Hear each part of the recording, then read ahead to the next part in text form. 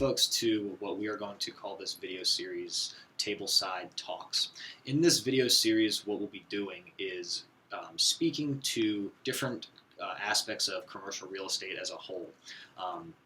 My name is Cam Kelly. I'm a commercial real estate associate with the Langert Commercial Group, which is a full-service brokerage serving D.C., Maryland, and Virginia. To my right here is Evan Langert. He's the principal of this brokerage, and I will let Evan introduce himself a little further. Hi, everybody. As Cam said, I am the president and founder of the Langert Commercial Group, a 40-plus year native of Maryland, the Washington, D.C. area primarily. I've been a licensed broker since 1991. I've been a licensed attorney since, I don't remember what year. Oh, 80. Yeah, 80. Yeah, we'll have to start over. But since 1985. So I've seen hundreds of transactions from just about any angle, from the brokerage angle, from the attorney angle. I've even been a retail tenant and an office tenant a couple of times. And I spent 5 years at the beginning of my career as a commercial real estate banker. So I can see deals from all different sides and angles. I feel like that gives me an inroad into seeing how other people see the deal and maybe coming up with creative win-win situations. And it's from that standpoint that really these are going to be a series of Cam asking me questions, just because I have seen so many hundreds of deals and haven't run into everything, but I've run into most things and navigated my way through them. So hopefully I can share some of what I've run across and benefit you. And furthermore to that point, the questions that I ask are coming from a certain perspective, whether we've written a blog on it and it's posted to our website, or it's something that we're seeing kind of across our area in DC or across the nation, as the example today we'll be discussing office vacancy and what that means for both tenants and landlords. But this series really should be cemented in, here are some questions that we get asked or that people are asking, and we're going to give our perspective on it. I don't think we do need to start over. I think we keep stuff like that in. Kind of humanizes the videos even more. Yeah, that's fine with me. Perfect. So with that being said, so we recently wrote a blog, and it's on our website. I definitely encourage you to go read it, about the office market in the Washington, D.C., Baltimore metro region. But I think that the office market, as it pertains to commercial real estate, could also be applied nationally with the numbers that are going on. I think a lot of people are seeing now, Evan, that office vacancy is at 20 to maybe 23%.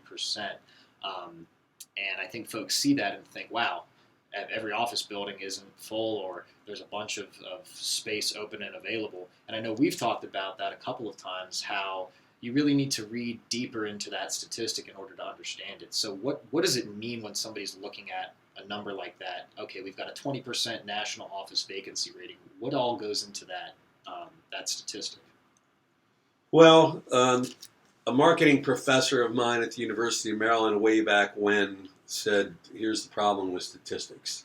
He said, if you're barefoot and you have one foot on a block of ice and the other one in a roaring fire, then statistically you're quite comfortable.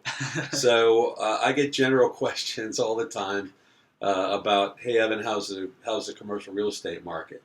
And typically, office is not performing exactly the same as retail, which is not performing the same as multifamily, which is not performing the same as industrial.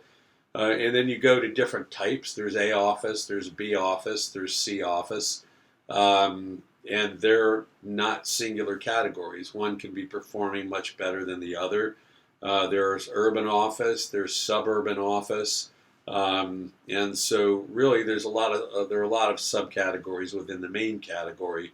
And then within cities, last I checked, Bethesda fairly recently was just over 20%. Columbia was, I think, between 15 and 16%.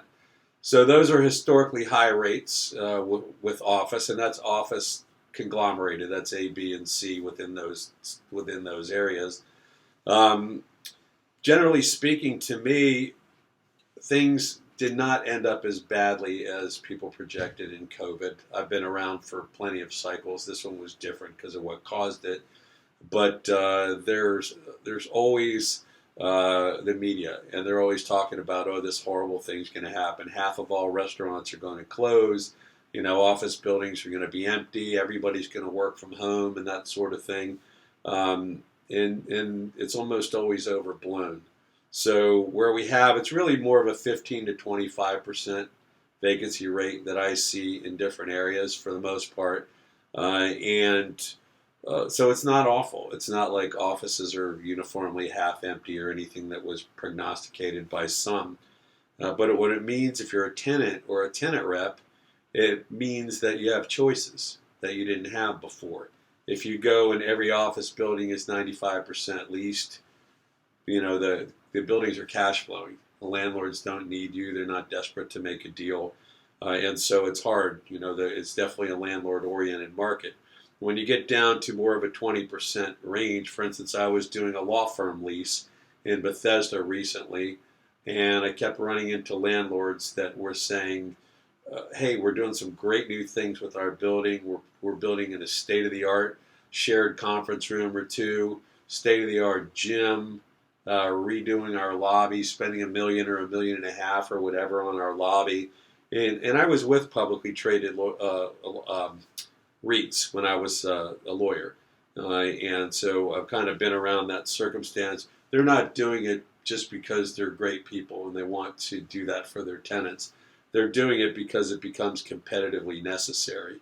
If you have a real nice state-of-the-art gym that's an amenity and a nice state-of-the-art shared conference room and the other buildings around don't have it, and you're vying for tenants and everybody's got that 20% vacancy, then that puts you a leg up on the other folks if you create a nice new lobby. So that's really what drives it. So as a tenant, you're seeing more choices. You're seeing landlords give concessions that they weren't giving before in order to get you there. You're seeing upgrades to the buildings and the amenities in the buildings and things along that line. So to me, I like it better. If you're a tenant rep and all the buildings are 98% leased, it's hard to find a space. You got a bunch of people out there looking, and there's not much out there, and it's hard to do deals. So I actually have a positive outlook in general about the suburban office markets in particular. Downtown DC and the business district is having more issues.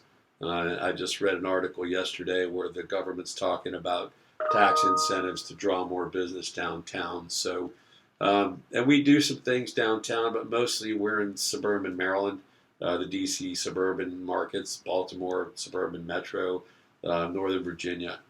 So I think it's a plus, actually. Mm-hmm. So, speaking a little bit more to the submarkets, people will read you've got a X percentage vacancy factor. Of course, we're talking about office. In this case, so the headline is 20%, but you could look up and find fairly readily the vacancy percentage for other asset types, be it industrial or retail. What, with respect to the DC and Baltimore submarkets, are you seeing that vacancy factor represented? Are we still at that 20%, or is it going to be different depending on if you're in a Bethesda versus a Tyson's versus Columbia, Maryland, or something like that? Well, it is different. Bethesda's a little higher. It's a little closer to DC. Tyson's is a little higher. It's a little closer to DC. I don't know whether it's just geographic proximity, but there are a lot of factors that go into vacancy rates. So, one of the things, I'm looking at downtown Bethesda, the development cycle is a long cycle. It's a several-year cycle. And COVID is not one of those things where you kind of look at general economic factors or what's going to come up, and affect the economy. People didn't look at it and say, well, what would happen if a pandemic comes along and everybody gets locked down and that sort of thing. Just like, and I'm old enough to remember, 9/11, in all the economic forecasts that people had, people weren't saying, well, gee, what if some, terrorists flew some planes into the World Trade Center and the Pentagon and our travel and other industries were grounded. that sort of a thing. Those don't typically go into economic forecasts, but some things that I am seeing in Bethesda, there's some pretty large new buildings that have gone up. And so they were planned before COVID. They were started, the construction started, you know, before COVID. So it's not just sort of we have this subset, this is our supply, and this is our tenant base, and then this thing happens and that thing happens, and the tenancy goes way down. Everybody's at home. There is some of that. But what's also happened is your supplies increased. Maybe these things were a 5, 6, 7 year development cycle, and they put hundreds of thousands of square feet each, onto the market and supply. So that's going to take your vacancy rate up as well. So I think there's more of that, I think, in Bethesda than I think construction that I've seen in Columbia, just to pick two of the places that you talked about. And that certainly weighs into it. Right, I would agree. I was just driving up 355, which is the main road through kind of Rockville, Bethesda area, as it takes you up to Gaithersburg, assuming you're not using 270, the interstate. And yeah, there's some big buildings with big old banners from the builder and whatnot being constructed. And I actually had some friends that used to live over that way and would go over there with some decent frequency. And from 2 to 3 years ago when they were living there versus last week when I was driving up the road, you've still got stuff being built, and I'm driving around and thinking, wow, this is really, really different. And even, both of us are University of Maryland graduates. Throughout COVID, I was actually on campus a couple of times for a few different reasons, and they're still building stuff there. Granted, that's a public institution. Right. However, there's still building going on, and certainly if you don't have people assuming back into the office or resuming regular office activities like we're seeing in some instances, the new delivery to market definitely will play into those numbers. And so that's where I think it's valuable to have the local knowledge on your side to understand what's going on and to speak to all of the different factors that will affect and influence those vacancy ratings. Yeah, that's true. So, what I see a lot of is life sciences. So, for instance, in White Oak, because the FDA is over there in that little enclave between New Hampshire Avenue and Cherry Hill Road over there. And so there's 7.5 million square feet. It's a year or two behind, but there's 7.5 million square feet of life sciences inventory that's slated for that. I'm doing some office leases in the Germantown, Gaithersburg area, hundreds and hundreds of thousands of square feet of life sciences product that are being up there. We're making great advances in healthcare research, things along that line, and so there's a huge demand. As a matter of fact, I have a general office user that I've been looking for space about 7,000 square feet up in that area.